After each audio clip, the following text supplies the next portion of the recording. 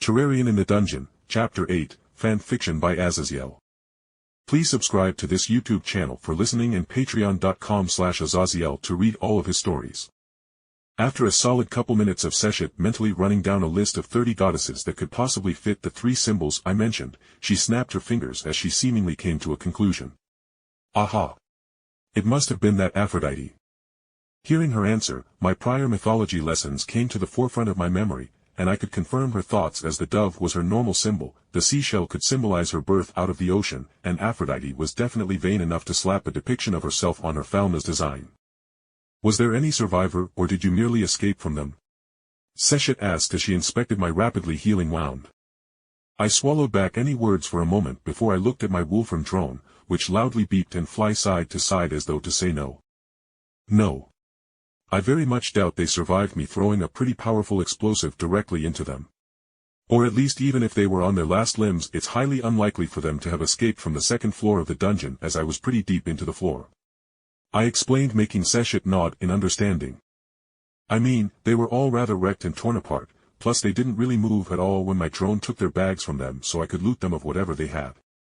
I then took the bags out of my inventory and experimentally leaned forward to test my wound, and other than a deep, tight soreness in my stomach, I was feeling much better, which made sense as healing potions were magical for a reason, as healing in the dungeon would be terrible if the potions took literally hours to heal up a single arrow wound. Seeing the obviously girly bags I had looted, Seshet scoffed. Yes, most definitely Aphrodite's ilk. Were they beautiful? Oh, and good job on looting the corpses of your enemy. Such a practice is the best way to get ahead, my darling child. Seshet congratulated me with all the care that a mother would congratulate their son for coming back with a bag of goods he got from killing some bandits. Yeah, there were 3 elfish girls, and they were beautiful, I said, thinking back to Mia and just how cheery and nice she was in our first meeting, and then she completely flipped. Do you think more on this because they were beautiful women? Do you regret protecting yourself out of some kind of chivalry? Seshet asked, not even condescendingly but honestly with true curiosity, and I was reminded about how she was a goddess and didn't at all have a human's mindset about this kind of thing. For a moment I was silent as I organized my thoughts before I nodded. I mean, I certainly never killed or even really hurt anyone before outside of a bit of wrestling and schoolyard scuffles. With them being beautiful women, yeah, I think it weighed on me more than if they were some drunk nasty-looking dudes who attempted to mug me. I said, speaking truly from my heart, as my goddess would know if I lied and would get me nowhere. Seshet patted me on my head, making me chuckle, and then gave me some more life advice. Jake, as a goddess I will give you some advice I have learned both in my life and watching you mortals for many thousands of years. She said before clearing her throat. Pride is worthless in this world unless you are the strongest, and even then, you are just more liable to being stabbed in the back. So, it doesn't matter what you need to do. Then Seshet held my face close to hers with her golden-slitted eyes staring into my own as she tried to somehow download the next words into my head. The heavens don't give a shit what you do down here if you are defending yourself. When you are judged by my fellow gods, all they see is, so-and-so attempted to kill you for no reason other than their personal gain, so there is no negative karma on you regardless of the person you killed, age, gender, race, or position. So just screw everyone else and just focus on yourself, Jake. Seshet consoled me, and I nodded in understanding even if her speech hadn't entirely sunk into my head yet. Ah, Seshet. By the way, I used all the sulfur, hee. I said weakly, and Seshet's eyebrows twitched. Good. Now I have an excuse to have you go shopping for me so I can nap all day. Go to the southern district close to where Hephaestus and Loki have their holdings. There is a decent store that sells all the materials you and I need for your next armor set, as well as to replace the stuff you've been wasting, you little shit.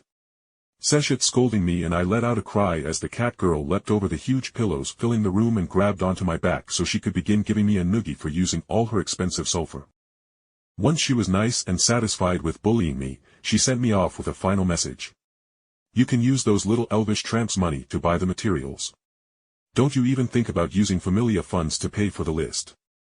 Seshet warned me, and I sighed as I adjusted my plans to go straight there and instead go to the guild first and turn in the normal monster stones so I would have enough money.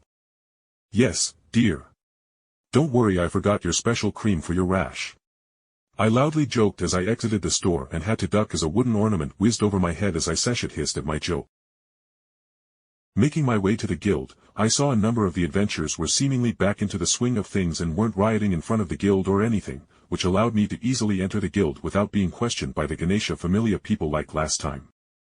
Entering the guild, however, was a whole different beast as it was completely overrun by adventurers, so I just joined the shortest line I could see.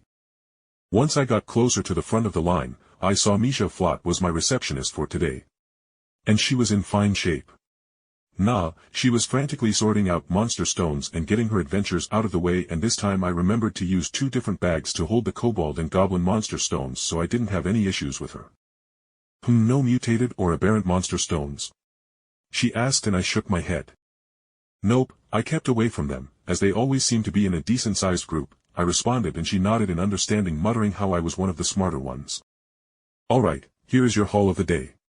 50,000 Valis, do you need it to be split up into multiple bags for your party members? She asked, and I realized she knew that all these monster stones were far too many for one person, which was true as I turned in all the monster stones those 3 girls had.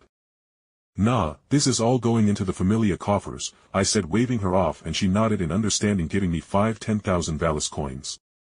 Have a nice day and be careful in the dungeon, never know what else can change. She said as I walked away from her till and out of the guild.